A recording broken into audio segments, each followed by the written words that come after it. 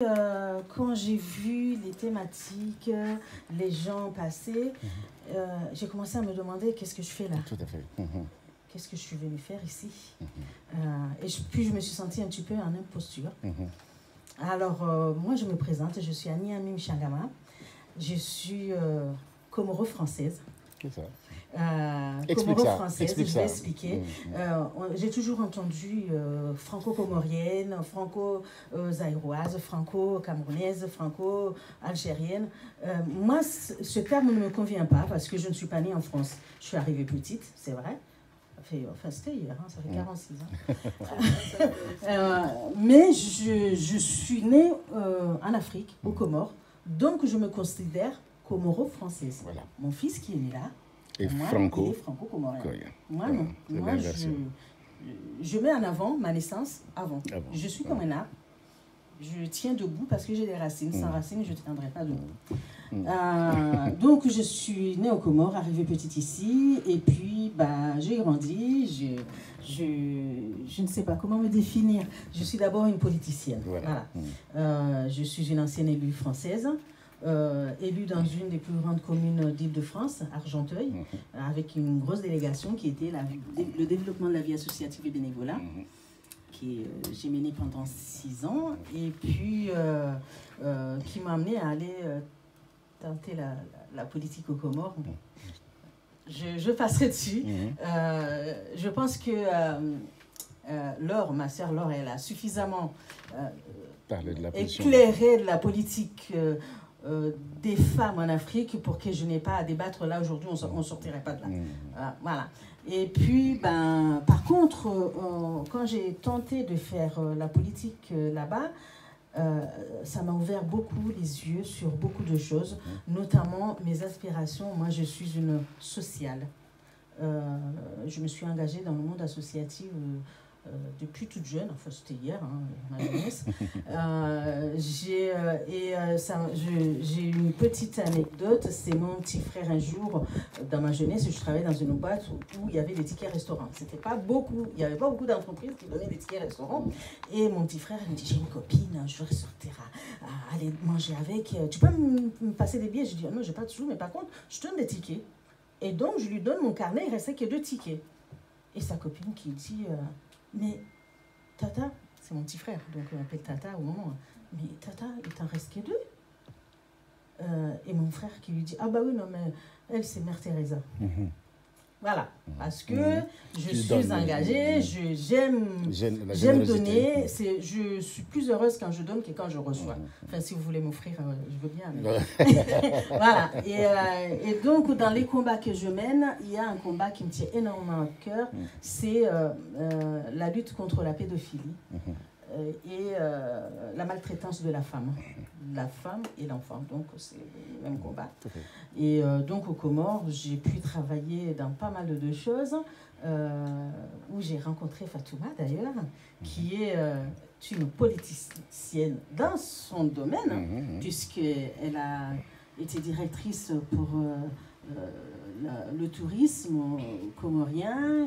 Elle est géopoliticienne de formation, elle a sorti déjà son 2e livre. Et donc, j'ai eu la chance de travailler avec la SCOBEF, avec l'UCCIA, dont tu as été directrice de la chambre de commerce et d'industrie. Et puis, j'ai pu former des femmes sur l'émancipation financière. Voilà, c'est mon combat. Pourquoi? Parce que une femme qui n'est pas émancipée financièrement ne peut pas se défendre. Tout à fait. Et on parle d'égalité, qui est un mot qui est en pratique aux Comores. C'est-à-dire que à poste égal, salaire égal. Comores, ça c'est clair. Le souci, c'est que le poste, il faut l'avoir aussi, quand on est une femme. Voilà, c'est ça, bon, c'est un autre sujet qui... je suis comme toi, j'écris beaucoup de choses, mais je... ne publie pas encore. je souffre ce qu'on appelle le syndrome de l'imposture. Je me dis, est-ce que je suis... à ma place. Voilà. Et j'ai monté donc une entreprise à partir de là, où je me suis lancée dans l'idée de faire travailler des femmes là-bas, dans ma région ou d'autres, pour produire ce que nous avons de mieux en Afrique, c'est les plantes. Nous avons en Afrique, on guérit rarement des médicaments de la pharmacie. On n'a pas les moyens, en tout cas dans l'Afrique profonde, dans nos villages. On va juste derrière, on cueille des feuilles, des plantes, on se fait sa tisane, voilà. Et puis chez nous, on n'achète pas du thé. On a notre thé, on prend des plantes. Alors ici, ils appellent ça de la tisane, de l'infusion, parce qu'il n'y a pas de la théine dedans. Mais nous, on fait du thé avec ça. C'est une merveille. Et du coup, à partir de cette idée-là, j'ai commencé à travailler ça et à me dire, si j'arrive à vendre, si j'arrive à développer ce projet, ça me permettra de rétribuer les personnes qui me cueillent les feuilles et ça leur permettra de payer un collage, ce qu'on appelle le collage de leurs enfants à l'école. Pour le moment, je ne m'en occupe pas de beaucoup, mais seulement, j'ai 3 enfants, moi aussi. Je ne peux pas donner ce que je gagne, malgré tout l'amour que j'ai. Je l'ai fait pendant 6 ans. J'ai monté une structure. Je suis allée dans tous les pays où il y avait des jeunes Comoriens qui faisaient leurs études pour les aider. Les étudiants comoriens, je suis allée au Maroc, au Sénégal, un peu partout, Algérie et tout. Mais là, c'est parce que j'étais élue, j'avais les moyens. Là, je n'en ai plus. Donc, le seul moyen que j'ai, c'est d'essayer de faire ça. Je reviens à la politique sur 2 niveaux, vite fait. Vous dire que tout ce que vous voulez savoir sur l'idée de la politique en Afrique, des attentes, des projets, enfin, des propositions, moi, je les ai dedans. Je ne vous en dirai pas plus, je vous demande de le lire. Je vous assure, je ne l'ai pas fini, donc je ne veux pas en dire plus parce que je ne l'ai pas fini. Mais tout ce que vous voulez savoir sur l'Afrique, en tout cas en matière, à l'idée de la géopolitique, alors c'est une femme qui a écrit un livre sur les Comores et qui, en fait, elle est partie son bout de terrain et puis elle s'élargit vers l'Afrique. Donc je vous conseille de lire Ongera, qui veut dire bravo. Ongera, je crois que c'est bantou, c'est africain, parce que le comorien c'est du Swahili en fait. Et donc Ongera, c'est bravo l'Afrique. Bravo l'Afrique. On en a parlé tout à l'heure, au tout début. Voilà. Et donc, et puis, juste revenir sur quelque chose que j'ai entendu, je crois que c'est Momo qui a parlé de l'intelligence de l'être africain. Oui. Mais cette intelligence, en fait, on est formaté. On est vraiment formaté.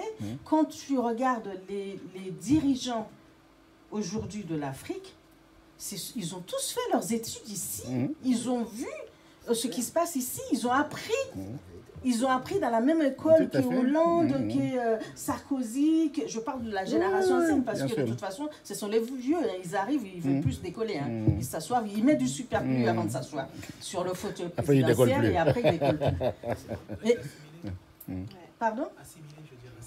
Assimiler, oui, c'est ça, oui. Ils ont fait la même école que ces gens-là. Et pourtant, quand ils rentrent là-bas, on a l'impression qu'il y a de l'eau javel qui passe dans leur cerveau et il n'y a plus rien qui reste.